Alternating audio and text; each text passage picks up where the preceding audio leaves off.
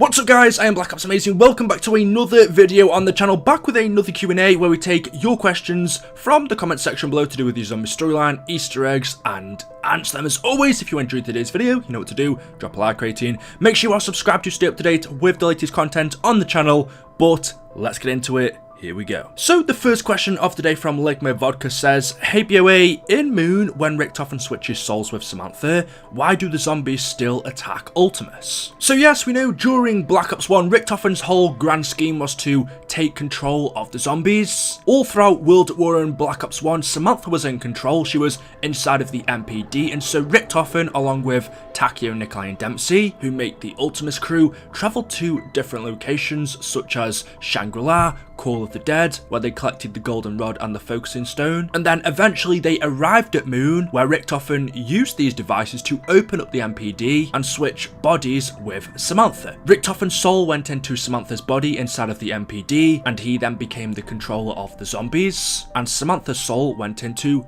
Richtofen's body. And so, as you say, since Richtofen was now in control, why do the zombies still go after Ultimis? Because once you completed the Moon Easter egg and you continued to play, even after Richtofen had gotten what he had wanted, the zombies still came after Nikolai, Takeo and Dempsey and Samantha, who was in Richtofen's body. So what you're saying is, why would Richtofen continue to send the zombies after them? Well, we know that the Ultimis version of Richtofen was never friends with Takeo, Nikolai and Dempsey. He only worked with them to use them so he could get what he wanted. And then once he finally had that, once he had full control of the zombies, we can see he continued to send them after the crew to get rid of them. However, as we know, just after Richtofen took control, Maxis, who was trapped inside of the computers in Griffin Station, told Nikolai, Takeo and Dempsey to launch the 3 rockets from Moon to hit the Earth, which is exactly what they did. The Earth was destroyed, leaving it fractured and broken, which also severed Richtofen's connection to the ether. And we know from there, he had to contact the transit crew so he could get them to fix it. So answering your original question, why do the zombies still attack Ultimis after Richtofen switches souls with Samantha? Well, Richtofen doesn't want them alive. He knew that once they found out what his actual plan was, they would more than likely try to stop him, and so Richtofen sends the zombies after them to make sure it doesn't happen. The next question from Swag Ryan says, and this reminded me of something I thought about, but you say, hey BOA, how is the Shadow Man in Blood of the Dead? And remember when Richtofen talks about a favour, can the Shadow Man save Richtofen? So this reminded me because we see in Classified the Ultimis and Primis crew meet up. The Ultimis versions of Richtofen, Takeo, Nikolai and Dempsey, of course, were locked in a hangar in Groom Lake. We know that they were teleported down from Moon by the Pentagon scientists and then locked in here. These are the original Ultimis characters that we played with all throughout World at War and Black Ops 1 until we eventually got to Moon, where they became trapped up there, or at least Richtofen switched souls with Samantha, allowing him to take control of the zombies. And then from there on, we played with the transit crew. But we see our Primis characters meet up with their Ultimis versions in the hangar, and we know all 8 of them, it seems, are now going off to the Great War to kill Dr Monty. Now, we don't exactly know how this is going to go down. I assume we're not going to have 8 players in one map. Maybe we'll be playing as 2 Ultimis characters and 2 Primis characters. We don't know yet, but we've seen both of these groups come together. And this makes me wonder, because if the Ultimis version of Richtofen is going off to defeat Dr Monty, it's gonna be weird because, as you say, the Shadow Man at this point is inside of the summoning key, and Ultimis Richtofen knows the Shadow Man. There is the Primis version of Richtofen that of course doesn't like the Shadow Man, but then the Ultimis version used to work with him. If you're confused and saying, Eli, what are you on about? Well, if you take your minds all the way back to World at War Reese in 1940, when Richtofen and Schuster were working on teleportation experiments and Richtofen volunteered himself to do the first human teleportation test, we know that Richtofen was teleported to the Moon, where he came face to face with the MPD pyramid, he touched it, and we know from there on, Richtofen was electrocuted and became corrupted by the Dark Ether. He then began to hear voices in his head, and one of those was the Shadow Man, which is the reason why Ultimis Richtofen was so evil. Before he teleported to the Moon, he was good friends with Maxis. He was a pretty nice guy. Yes, he was kind of selfish, that's just how he is. But before he ever teleported to the Moon, Richtofen's intentions were pretty good. But when he teleported there for the first time and touched the MPD pyramid, he became corrupted, and the Shadow Man then began to talk to him in his head. He told Richtofen to do all of the evil things that he did after, like experiment on Maxis's daughter, attempt to kill Maxis and take control of the zombies. All of that was partly due to the Shadow Man manipulating Richtofen, telling him what to do. And in fact, in Revelations, we were even told by the Shadow Man that Richtofen used to be his apprentice. You do know that Richtofen is a friend of mine. I say friend, but really he's so much more than that.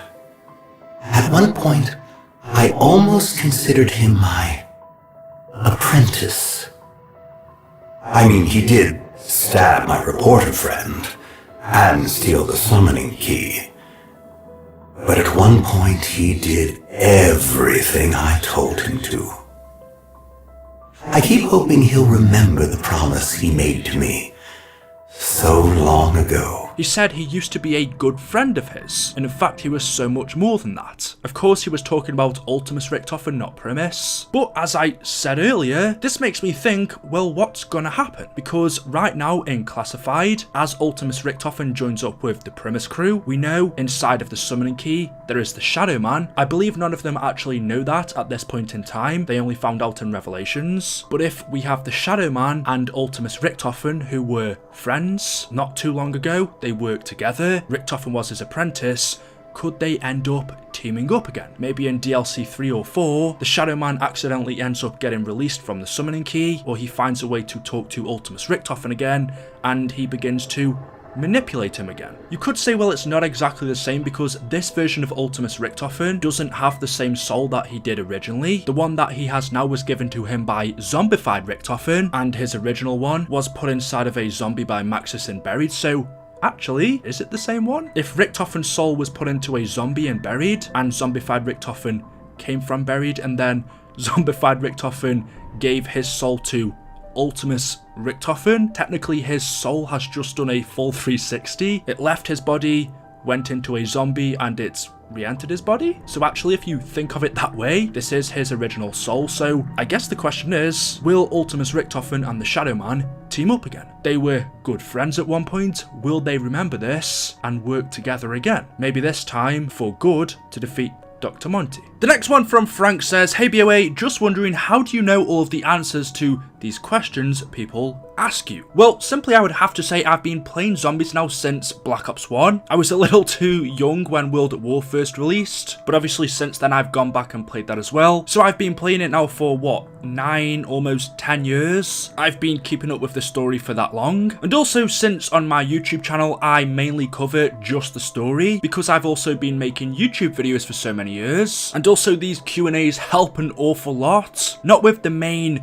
known facts of the storyline, but just finding out the little nitty gritty things. Some questions I can just answer off the top of my head, but because the zombie storyline is so big and complicated, a lot of the times I'll forget the answer or we'll have to just research it to make sure. So most of the time, of course, everything in zombies can't be answered. There are things that we just don't know, but it's because I've been playing it for so long, I've been keeping up to date with the story, plus making YouTube videos on it. I pretty much have to research everything and make sure I know it. So it's just over the years I've collected all of this information that can help make these videos. The next one from XD Nitro XXX says, hey BOA, this question was probably already answered, which I think it was a long time ago. Who and how did the Electric Man get there? By the way, love your video, so I assume you're saying who made the Avogadro and how did he get there? Well, we found out in the Canorium that he was created by Broken Arrow. We know they also created the Denizens, which we can see in transit. And how did he get there? Well, we first see the Avogadro locked in this underground laboratory, in this big generator thing, kind of keeping him stable, locked inside. This was actually a research station of Broken Arrows. So of course they used to work here under Green Run. We know he is located at the power station, but they also have another laboratory under the bank. They probably have many more for all we know, but yes, Broken Arrow operated under Green Run underneath Hanford, Washington, where they created different experiments. They also made the bios, the denizens. They experimented a lot with Element 115. It was also them that was drilling near Nuketown. So, simple answer, he was created by Broken Arrow, although accidentally he wasn't supposed to be made, and he is there because this is their lab. Anyway guys, that is it. That is all I have for you for today's video. As always, hopefully you have enjoyed. If you have, you know what to do.